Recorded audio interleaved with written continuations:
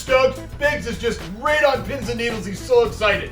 You know, where Christmas is right around the corner. By the time you're finding out this video, it's already past Christmas. I'll talk about that later as to why. But basically, I found the ultimate, absolute peak, the best possible gift for my wife.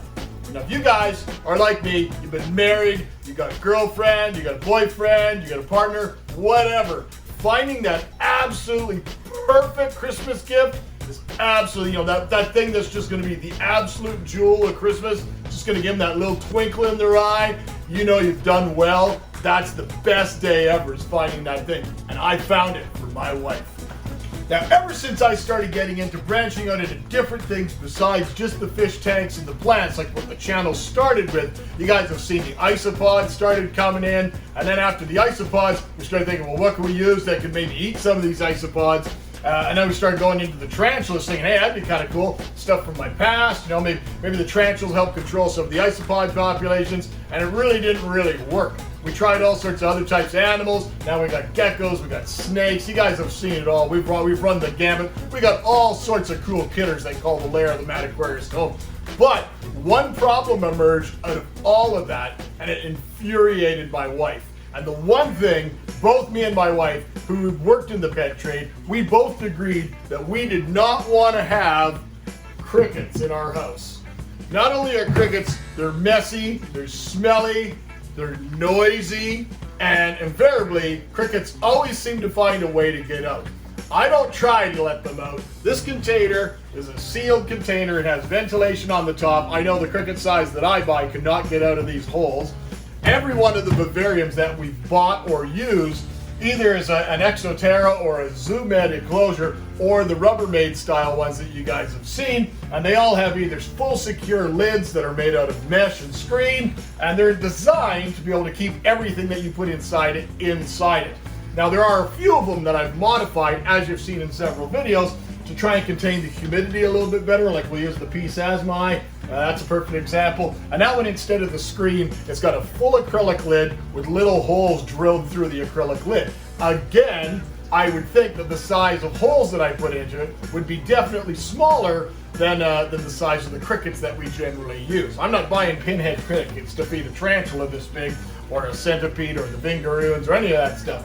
And the ones that are all in the nursery over here, and like I was saying, everybody here in the nursery section, this is one of this is a Pima Chala, so it's going to be a bigger one. It's going to need a bigger house down the road. But it only has small little holes mounted in the lid for ventilation, and some of them have small holes on the side. Again, not the size that one would think that the large crickets, which I buy, could get out of. Now, I do buy smaller crickets and I keep them separate, but I honestly keep them in the container they come in, and it's got like little pinholes made by a needle from like a sewing machine. And that's what I use for feeding some of the little different slings, like the T. Celadonias and a few of the other little things that we've got up there in the kind of the nursery area. But for everything else bigger, I generally only buy large crickets. But for some reason, every once in a while, my wife will find one and she'll bring it to me. She'll find it in the shower. She'll find it in the bathroom sink upstairs. We just find them, and they're a pretty distinct cricket. The camel crickets is what we use in the pet industry, is a brown cricket, versus the native crickets we have here. I can't lie, they're jet black and they're totally different. So I can't deny that these crickets are definitely coming from this room. But where are they coming from? How are they getting out? I don't really know. I know generally when you work with crickets, having worked in the pet industry, it's a thing that, crickets hop out when you're unloading them and all that. I'm extremely cautious when I'm landing that stuff. And you're going, yeah, sure you are, Biggs. Crickets are still getting out. I don't know where they're getting out, but it's one thing that has been a kind of a bane of my existence in this fish room. It's definitely a tension thing between me and my partner. And how do I solve this problem? I found the solution. I found not only the solution, I found the absolute ultimate gift for my wife. This Christmas 2021, man. Boy, the Biggs is gonna do good. That's right, guys. I did the best I could possibly do, and I hope she's gonna be super, super excited about it. Let's take a peek. Oh, husband. What? Found another one. That one's not mine. Whose is it? Don't know. Must be one of those ones from outside. No, not mine. You could just see the happiness in her face. She's so excited about this. I'm so excited.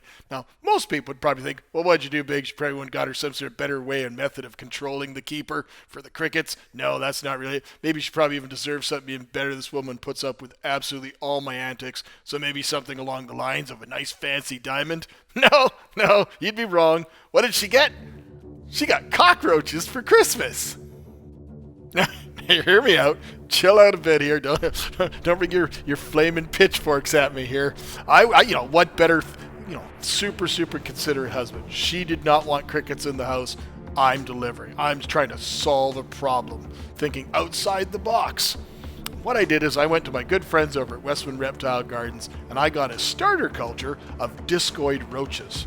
Now, I have to say it, is discoid roaches, and honestly almost all roaches, were illegal in Canada up until just recently, and this particular species, Blabberus discoidialis, has just recently become a legal species to maintain.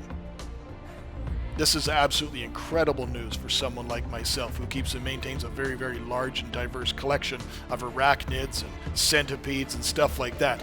When you can only access things like superworms and crickets, it's not necessarily the nutritional power punch that you're going to want for really having good success with some of these larger animals. It's not a very efficient method of feeding. So being able to offer a nice roach, and this one being a legal species now, is absolutely going to be integral for future success. The discoid roach, also known as the false death's head cockroach, is a cockroach that is native to Central America. However, it can be found in most New World tropics, from northern South America to southern United States. Discoid roaches are super popular feeder roaches for their ease of care, fast for a reproductive rate, and truthfully, they cannot climb smooth surfaces such as plastic or glass, nor can they fly, so containing them can be rather easy. This is such a win. They do not smell or make any sounds and will eat almost anything. Another absolute win. As mentioned, discoid roaches are extremely easy to culture. We'll do a video down the road about how they work for me, but considering these are new to me, we'll leave that for another day. There's lots of methods and stuff that different people use. Substrate, no substrate, doesn't matter. We'll cross that bridge when we get there. Look at her. You can just tell she's absolutely thrilled. Best Christmas ever. So did I deliver for Christmas or what? You're joking, right? No?